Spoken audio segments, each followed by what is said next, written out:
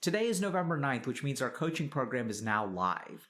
Even though our program isn't designed to treat depression or anxiety, our clients experience about a 15 to 20% reduction in depression and about a 15 to 16% reduction in anxiety. For more information or to sign up, check out the link below. Hey guys, Dr. K here. Now I want to talk a little bit about anxiety and hopefully help y'all understand a little bit more about what is anxiety. How does it actually function? And once we understand what it is and what it's supposed to be doing, we can start to get a sense of how to overcome it.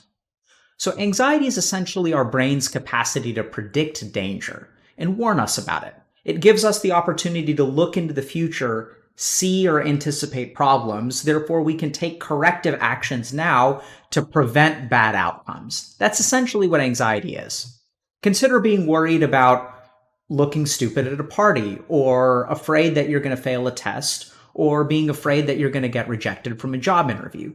All of these things are examples of our mind looking into the future, examining things, analyzing things, and warning us about danger so that we can do something about it.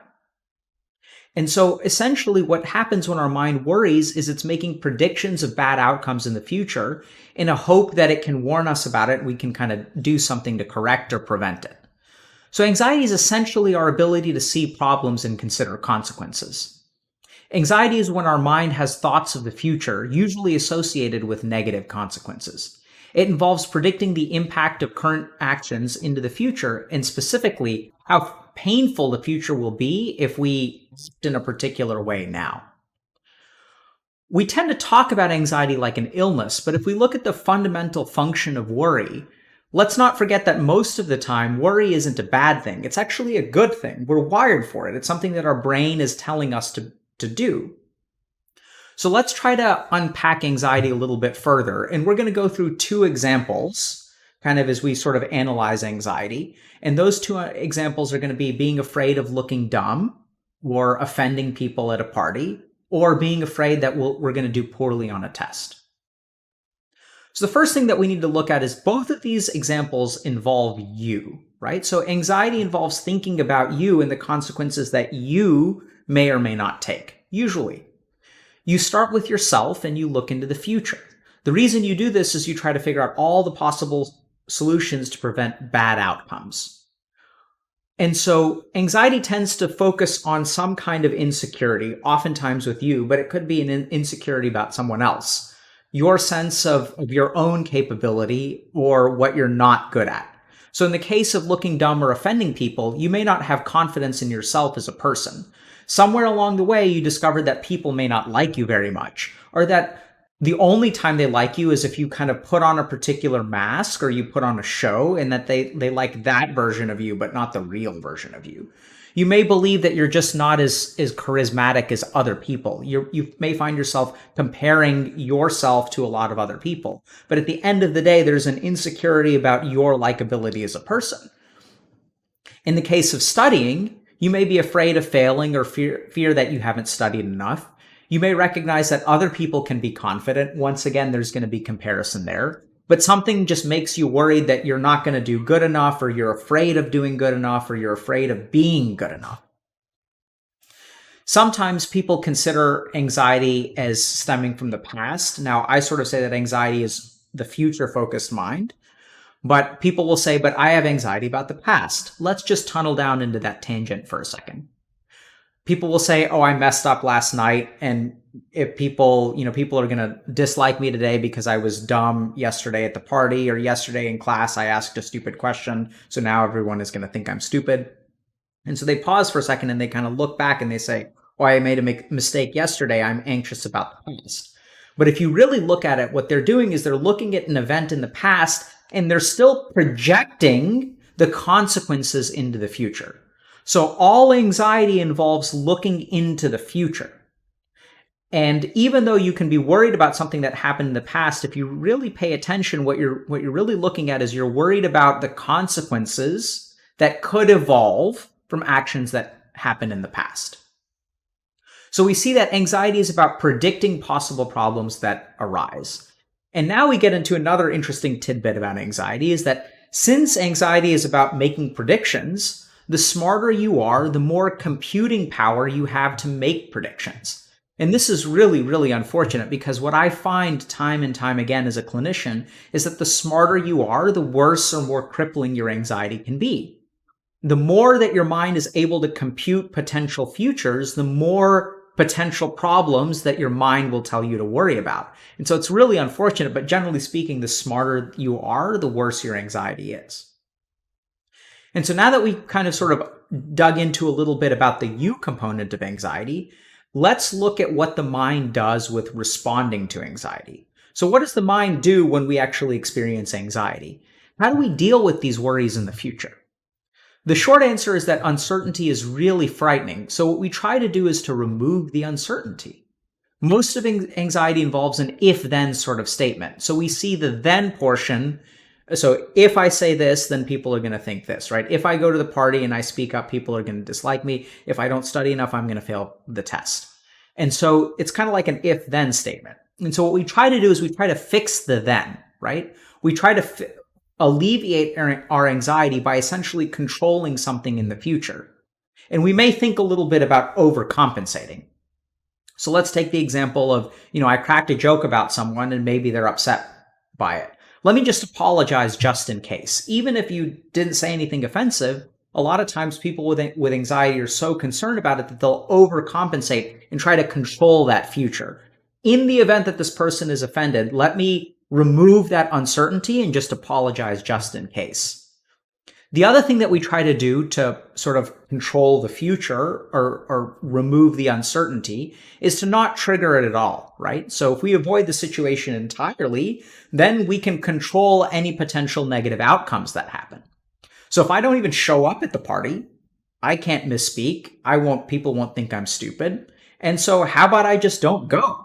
I can control that worry completely by avoiding the situation entirely. And for people who are worried about failing a test, they'll study extra hard because they're so afraid of failing. And so they kind of do as much as they can to control the uncertainty of the future by sort of changing something in the here and now. And this may sound like sort of a good thing in a sense, right? Like if I'm studying extra for a test, like, isn't that a good thing? The problem is that oftentimes our solutions for anxiety, our desire to exert control, is very restrictive and actually causes us to suffer. So if we think about the social example, like, sure, if I don't go to the party, no one can think I'm dumb because I'm not there, but then I never go to parties. And so I actually narrow the scope of my life and I start to restrict the kind of things that I can do. And even in the case of studying, we're so paranoid that we're going to fail a test that we skip parties or social events or don't hang out with friends, or we stay up way too late, or we wake up way early in the morning. We miss out on a lot of fun that you can have when you're a student by studying way too hard. And this is the really damnable thing, which is that anxiety oftentimes has positive benefits. Let's not forget that anxiety is actually there for a reason, and the reason it exists is because, generally speaking, it helps us out. So for example, if you look at medical students, a lot of medical students have high levels of anxiety, and that's part of the reason they got into medical school in the first place. Because when everyone was out partying, they were the ones who were on a Friday night at 10 p.m. in the library studying for a test.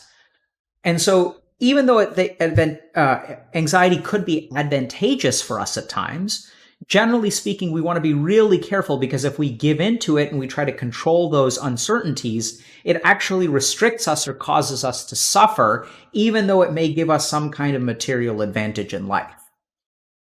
The other issue is that oftentimes with anxiety, since we're so concerned, we actually end up overcompensating, which can make the problem worse, right? So if we're concerned that people don't like us and we apologize too profusely, then what can happen is we can actually be kind of annoying and make people not like us because we're afraid, or we're trying to fix the fact that they don't like us. And that creates a really dangerous loop. If I'm afraid someone doesn't like me, let me apologize. Since I'm apologizing too much and inappropriately, I annoy them, and then they end up not liking me, right? It's this weird self-fulfilling prophecy or vicious cycle.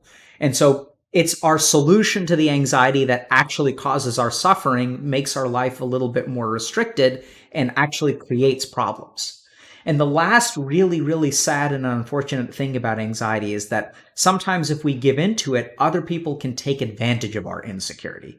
So if you are super anxious, sometimes you can behave a little bit like a doormat, right? You're apologizing all the time. And then sometimes you're going to run across people who never want to admit that they did anything wrong. And so they're more than happy to have someone around who is always apologizing for things that aren't their fault. Makes it a super convenient pairing.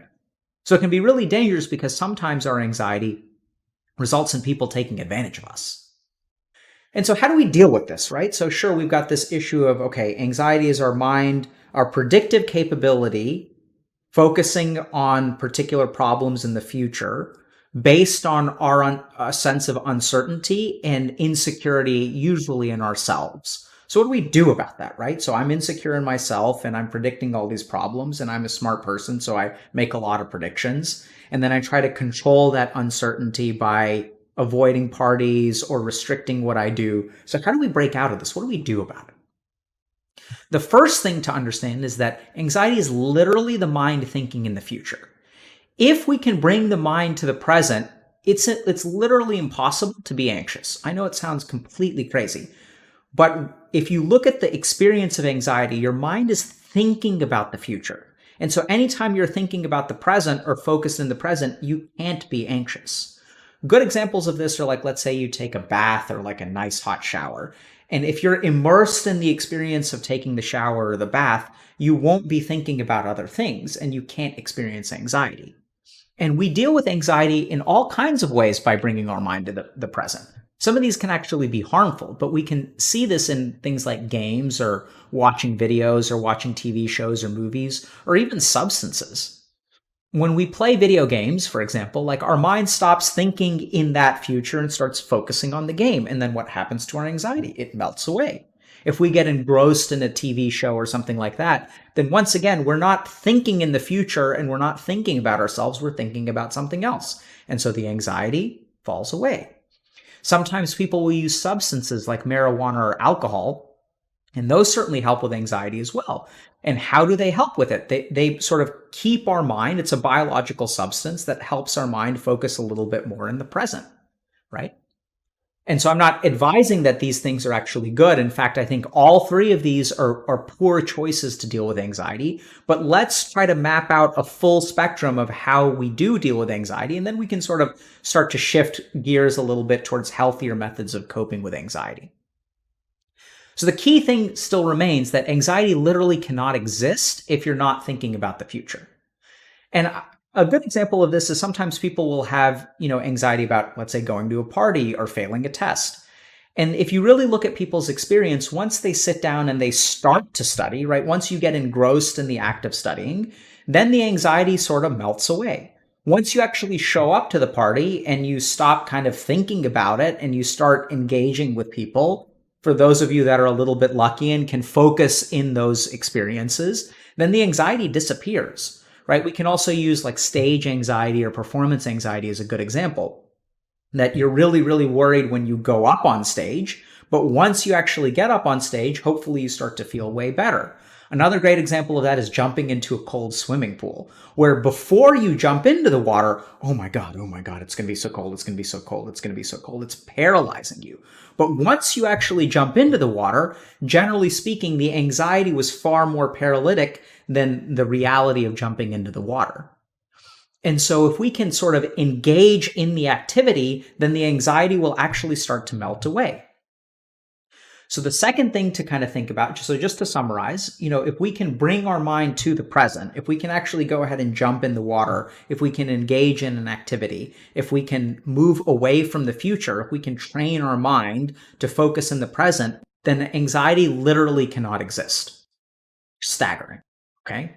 The next thing to think about is that, remember, anxiety is rooted in some kind of insecurity, right? So if we think about the cases in which we're not anxious, so you may not be anxious hanging out with your dog. Well, why is that? It's because you have confidence that your dog likes you as a person. If you think about even like playing a competitive video game, why aren't you anxious when you go into the game? It's because you have confidence in your skill in the video game. Even that you may win or you may lose, but you're kind of confident with your ability to face that uncertainty. It's kind of weird, right? Because in a game, you don't really know whether you're going to win. You don't know whether you're going to lose, but you have faith in yourself or your skill in the game. And so therefore you can face that uncertainty. So the second big way to focus on or fix anxiety is not just to kind of bring the mind to the present, but is to focus on the insecurity itself. And what do I mean by that? It's to develop confidence. So let's think about what confidence really means. So confidence is literally believing that you have the capacity to deal with the unknown. And let's kind of think about that for a second, right? Because if we think about how anxiety functions, normally what we do is there's uncertainty in the future. And so what we try to do is we try to control that uncertainty, right? We don't face the uncertainty, we try to remove the uncertainty. And so every time that you remove the uncertainty, you lose the chance to build confidence. Because confidence comes from when you face something and overcoming the challenge, not taking the challenge away.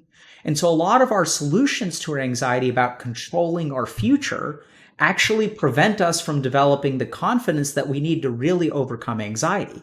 And I know this sounds absolutely crazy, but when we start to control certain circumstances of our life, we actually make our anxiety worse because we decrease our confidence because we're never actually facing anything. We just avoid playing the game entirely. And so the other big solution really is to sort of learn how to develop some confidence, and we can go into more detail with that down the road. But essentially resolve that personal insecurity that you have. And then as you resolve that personal insecurity, you're able to face uncertainty without needing to control it. And when you don't need to control your life, then your life becomes less restrictive and you become more free. So to summarize, anxiety is essentially the future-focused mind that revolves around a particular insecurity. And the smarter you are, the more problems you begin to see out in the future. And generally speaking, what people do with anxiety is they try to distract themselves or they try to control their future. They try to remove uncertainty from the equation. And so generally speaking, what we want to do is be really, really careful because a lot of our solutions for anxiety actually make our anxiety worse. And what we want to wind up doing instead is actually learn how to focus our mind in the present, right? So if we can bring our mind to the task at hand, then anxiety literally can't exist because anxiety by definition is us thinking about the future. So you can unplug anxiety entirely by focusing on the present. The second thing that you can do is develop confidence in relation to your insecurities. And what that helps us do is the more confident we become, the more that we can face the uncertainty of anxiety. Because remember, anxiety is if-then statements. If happens, then what am I going to do? If this happens, then what am I going to do? If this happens, then what am I going to do? And if you become confident in yourself, you're like, okay, if that happens, I'll handle it. If this happens, we'll cross that bridge when we come to it. And if I offend someone and they don't like me, well, then they don't like me. And if I did something wrong, I'll apologize. And if I didn't, then no big deal. Not everyone has to like me. Terrifying thoughts for someone with anxiety. But our goal here is to try to help you guys learn a little bit more about anxiety and a little bit more about how to develop these solutions so that you can ultimately conquer it and it doesn't have to plague you all the time. So I hope that was helpful. Thanks for listening, and adios from Dr. K.